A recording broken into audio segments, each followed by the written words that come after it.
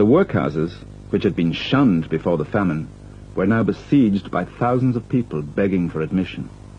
Inevitably, the places of refuge became hotbeds of infection.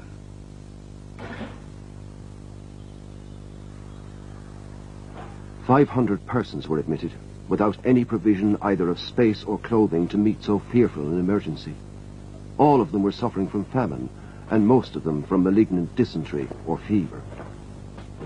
Such a tangled mass of poverty, filth, and disease as the applicants presented, I have never seen. Numbers in all stages of fever and smallpox, and all clamoring for admission. The great majority of new admissions are when brought into the house at the point of death, in a moribund state. It is a well-known fact that many dying persons are sent for admission merely that coffins be obtained for them at the expense of the Union.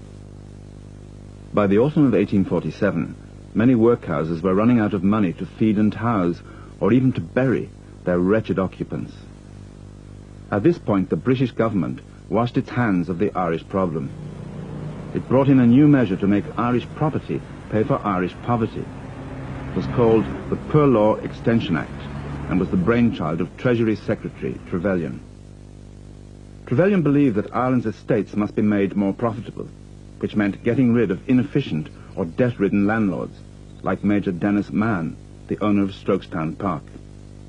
When Mann inherited the estate, it was £30,000, say between £2 and £3 million at today's prices, in debt. From my own reading of the family's papers, it's obvious that Mann was in an impossible situation. None of his thousands of tenants had paid any rent for years. They were under threat not to do so from Molly Maguires, the 1840s equivalent of paramilitary gangs. But the government's new act now made landlords responsible for the rates of all their poorer tenants.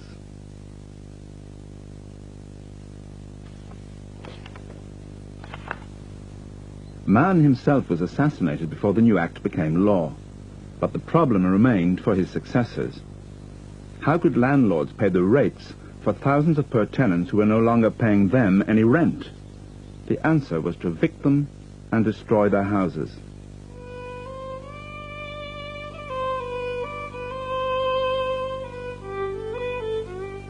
This was a brutal, almost a murderous business, but it wasn't entirely the landlord's fault.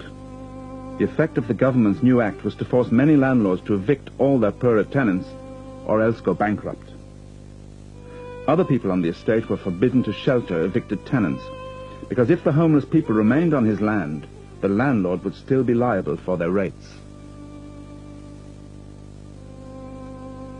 The ditch side, the dripping rain, and the cold sleet are the covering of the wretched outcast the moment the cabin is tumbled over him.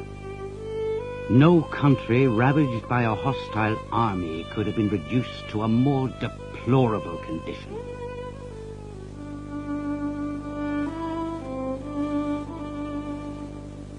Whole districts are cleared. The torpor and apathy which have seized on the people are only surpassed by the atrocities committed by those who set the dictates of humanity and the decree of the Almighty at equal defiance.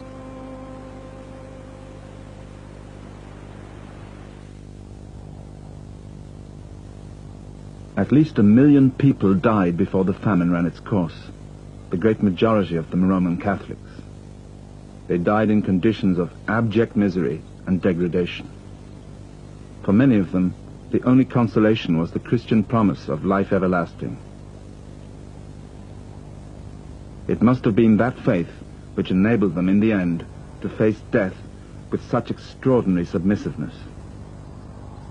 They passed through 3 stages. At first they faced starvation manfully, too proud to accept grudged help. Then they were mad with despair. Then they were full of hopeless resignation. The hunger is on us. 'Tis the will of God. The will of God be done.